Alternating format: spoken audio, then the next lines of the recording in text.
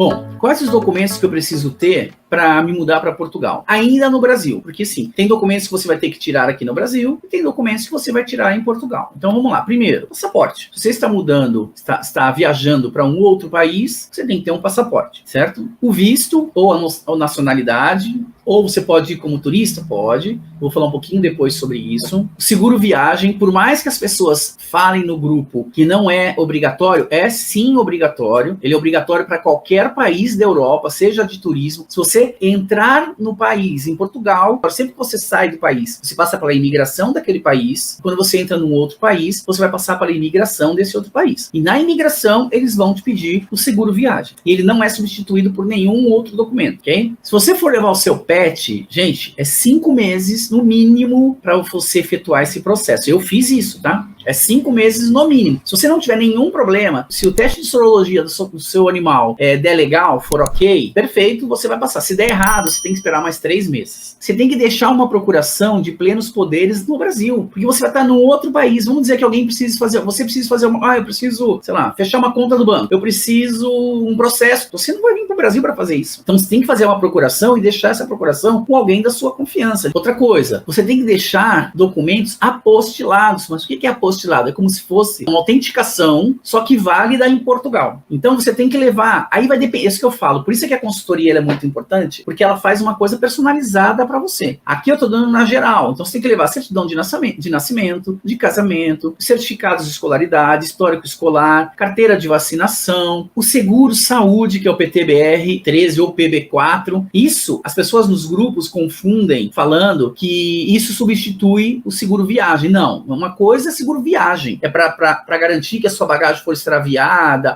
Também tem a parte de saúde, tem, mas não é isso. O seguro saúde, o PTBR 13 ou PB4, o antigo PB4, ele garante que você tenha acesso à saúde pública de Portugal da mesma forma que o português tem. Isso é um acordo entre Brasil e Portugal. Eles também, quando vêm para cá, têm o mesmo acesso também ao SUS. Então, isso é um acordo. Então, vocês têm que levar o PTBR 13 apostilado. Lá em Portugal, quais são os documentos que você precisa tirar? Primeiro, se você entrou para um outro país da Europa, que às vezes você faz, né? Você vai São Paulo, Madrid, Lisboa. Como você já entrou na União Europeia, você passou pela imigração no primeiro país que você chega, que foi Madrid, Espanha. Se você for para Portugal, para Lisboa, você já não passa mais pela imigração. Então, se você não passou pela imigração, se o seu voo não foi direto para Portugal, você tem até 3 dias para ir lá no CEF, que é na imigração, e mostrar o teu passaporte e a tua passagem para que eles carimbem e você não fique legal no país. Um outro documento é o NIF. O NIF é como se fosse o nosso CPF no Brasil. Então, o primeiro documento que você tem que tirar é o NIF. Você consegue tirar no Brasil? Consegue.